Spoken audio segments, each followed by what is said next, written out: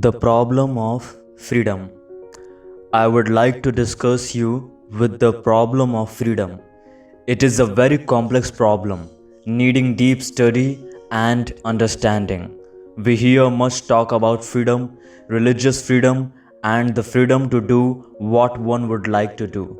Volumes have been written on all this by scholars. But I think we can approach it very simply and directly, and perhaps that will bring us to the real solution. I wonder if you have ever stopped to observe the marvelous glow in the west as the sun sets, with the shy young moon just over the trees.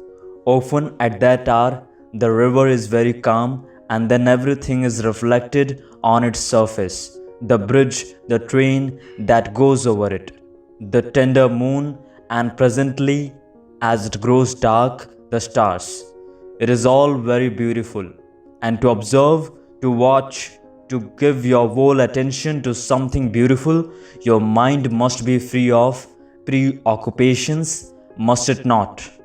It must not be occupied with the problems, with worries, with speculations. It is only when the mind is very quiet that you can really observe, for then the mind is sensitive to extraordinary beauty, and perhaps here is a clue to our problem of freedom. Now, what does it mean to be free?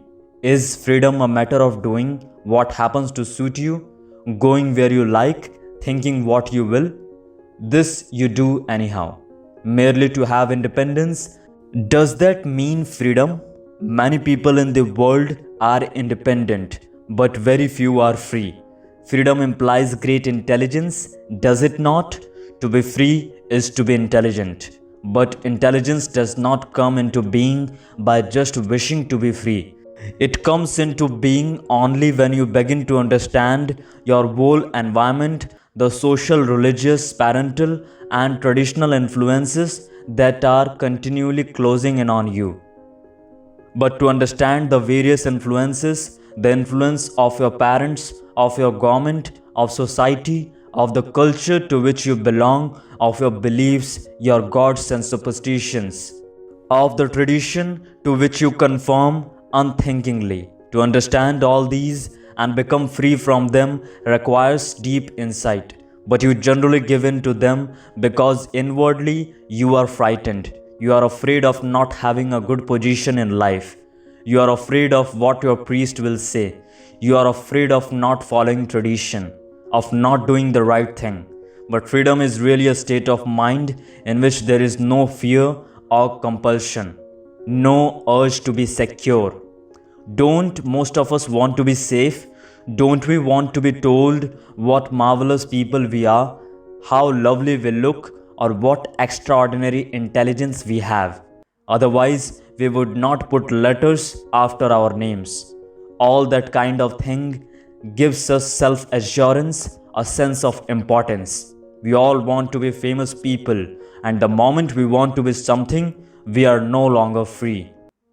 Please see this, for it is the real clue to the understanding of the problem of freedom.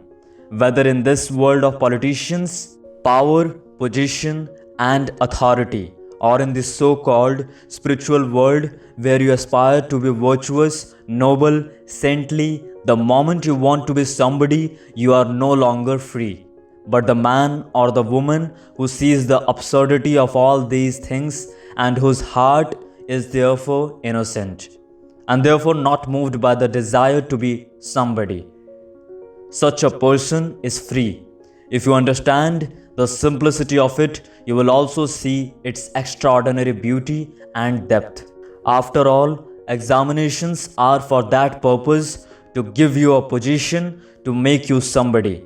Titles, position, and knowledge encourage you to be something. Have you not noticed that your parents and teachers tell you that you must amount to something in life, that you must be successful like your uncle or your grandfather? Or you try to imitate the example of some hero, to be like the masters, the saints, so you are never free. Whether you follow the example of a master, a saint, a teacher, a relative, or stick to a particular tradition, it all implies a demand on your part to be something. And it is only when you really understand this fact that there is freedom. The function of education then is to help you from childhood not to imitate anybody but to be yourself all the time. And this is a most difficult thing to do. Whether you are ugly or beautiful, whether you are envious or jealous, always to be what you are. But understand it. To be yourself is very difficult because you think that what you are is ignoble, and that if you could only change what you are into something noble, it would be marvelous. But that never happens. Whereas, if you look at what you actually are and understand it, then in that very understanding, there is a transformation. So, freedom lies not in trying to become something different, nor in doing whatever you happen to feel like doing, nor in following the authority of tradition, of your parents, of your guru, but in understanding what you are from moment to moment. You see, you are not educated for this. Your education encourages you to become something or other, but that is not the understanding of yourself. Yourself is a very complex thing.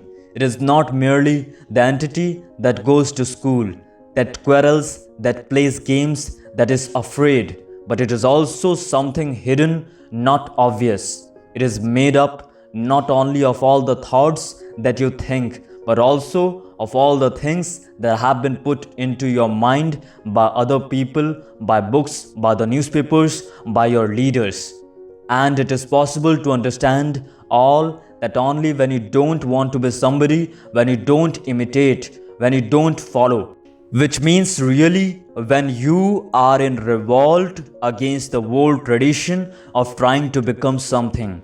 That is the only true revolution leading to extraordinary freedom. To cultivate this freedom is the real function of education. Your parents, your teachers, and your own desires want you to be identified with something or other in order to be happy, secure. But to be intelligent, must you not break through all the influences that enslave and crush you? The hope of a new world is in those of you who begin to see what is false and revolt against it. Not just verbally but actually. And that is why you should seek the right kind of education. For it is only when you grow in freedom that you can create a new world not based on tradition or shaped according to the idiosyncrasy of some philosopher or idealist. But there can be no freedom as long as you are merely trying to become somebody or imitate a noble example. Friends, if you like this video, please do subscribe and share and like it as much as you can, so that this video, which is helpful, will reach to the needy one.